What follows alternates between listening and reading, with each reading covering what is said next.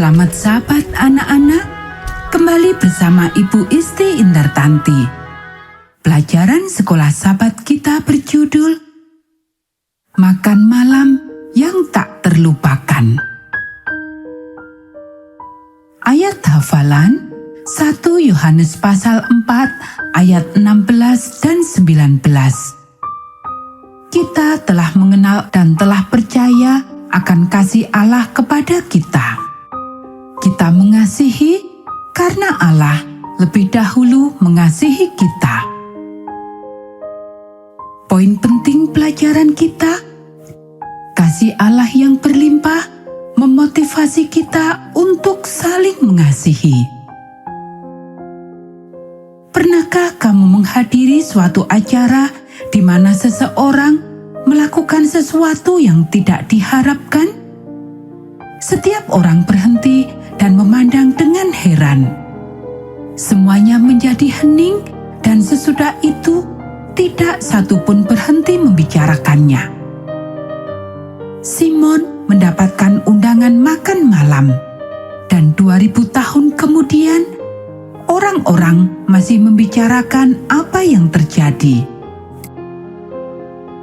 Simon merasa sangat bangga pada dirinya sendiri sambil dia menikmati angin sepoi-sepoi di rumahnya yang indah dan memberikan instruksi-instruksi kepada kepala pelayannya untuk acara nanti malam.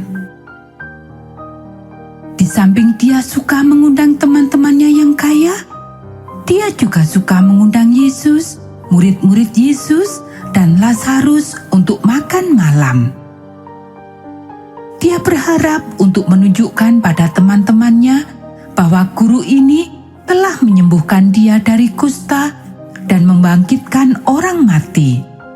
Itu akan menjadi acara ramah tamah yang menyenangkan di musim ini. Bunga-bunga segar sudah dirangkai di setiap meja. Gelas-gelas minuman sudah digosok mengkilap. Sandaran-sandaran kursi untuk berbaring telah ditempatkan dengan baik, sehingga nanti tamu-tamu akan merasa nyaman. Semua yang dibutuhkan sudah tersedia. Sekarang tinggal mengirim kurir untuk mengambil makanan. Dia telah meminta Marta untuk memasak makan malamnya. Dia seorang wanita yang efisien. Masakannya sangat lezat dan dia memberi harga yang bagus. Sayangnya, saudaranya Maria ingin datang juga bersama-sama. Simon tidak tahu kenapa. Sejauh yang dia tahu, dia tidak dapat memasak. Mungkin dia akan menolong membersihkan. Tetapi dia meragukannya. Maria lebih menyukai mainan. Senang melihat boneka, gembira kalau berbagai mainan mengelilinginya. Maria itu pasti jadi masalah, Simon berkata pada dirinya sendiri. Kemudian dia mengingat tentang waktu yang sudah mereka gunakan bersama-sama. Dia merasa bersalah karena menuntun dia ke dalam dosa. Tetapi dia sangat cantik dan dia menggodanya. Dia tidak ingin di dekatnya karena dia mengingatkan akan dosanya sendiri. Oh baiklah, dia berpikir, aku akan mengabaikannya. Mungkin dia akan pergi jauh. Lazarus, Yesus, dan murid-muridnya berjalan memasuki rumah Simon. Simon sangat sibuk menyapa tamu-tamu yang lain dan memastikan kebutuhan mereka terpenuhi. Kepala pelayannya mencoba memberitahukan dia bahwa tamu kehormatan sudah tiba. Tetapi Simon mengabaikannya. Kepala pelayan minta maaf dan mempersilahkan Yesus dan Lazarus duduk di dekat meja kehormatan. Kemudian menunjukkan meja murid-murid. Simon akhirnya datang ke meja Yesus dan meminta Yesus memberkati makanan. Kemudian Marta mulai menghidangkan makanan. Simon merasa lega bahwa Maria tidak ada di acara itu. Mungkin dia akan datang sesudah acara itu, pikir Simon. Maria bergegas datang melalui pintu belakang ke rumah Simon. Para pelayan membiarkan dia masuk. "Aku berharap aku tidak begitu terlambat," dia mengomel kecil. Dia baru saja beberapa menit yang lalu dari toko parfum membawa sebuah hadiah untuk Yesus. Yesus akan menjadi raja. Maria ingin menjadi orang pertama yang memberikan kehormatan padanya. Yesus begitu baik dan sabar padanya. 7 kali dia memaafkannya dan mengusir setan dari dirinya. Dia tidak peduli bahwa dia telah menghabiskan uang simpanannya untuk membeli sekotak minyak wangi yang mahal. Yesus pantas menerimanya dan bahkan lebih dari itu. Maria lewat dengan diam-diam sepanjang dinding rumah menuju tempat di mana Yesus duduk bersandar. Sambil berusaha untuk tidak kelihatan, dia gembira melihat Yesus duduk di tempat terhormat. Dia mulai menangis di atas kakinya. Karena dia tidak punya handuk, dia menggunakan rambutnya yang panjang untuk menyeka kaki Yesus yang berdebu.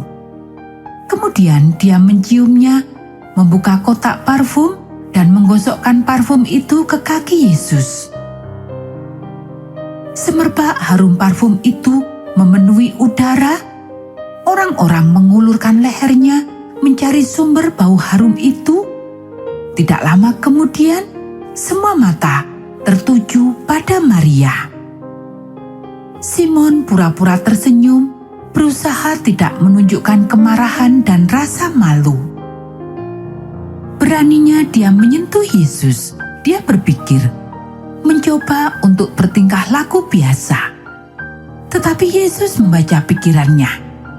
"Simon," dia berkata pelan, "siapa yang lebih mengasihi seseorang yang lain yang telah diampuni banyak atau orang yang diampuni sedikit?"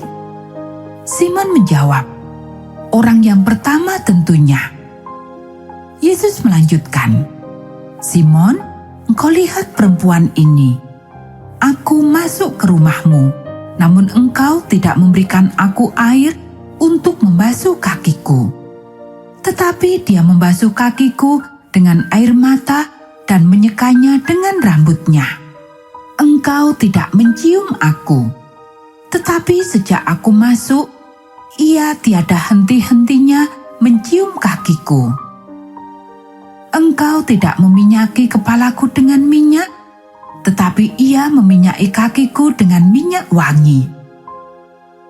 Maria mempunyai banyak dosa, tetapi dia telah diampuni. Sebab ia telah banyak berbuat kasih. Tetapi orang yang sedikit diampuni, sedikit juga ia berbuat kasih." Sambil menoleh kepada Maria, Yesus berkata, "Dosamu telah diampuni. Imanmu telah menyelamatkan engkau. Pergilah dengan damai." Hanya Maria yang mendengarkan percakapan antara Simon dan Yesus.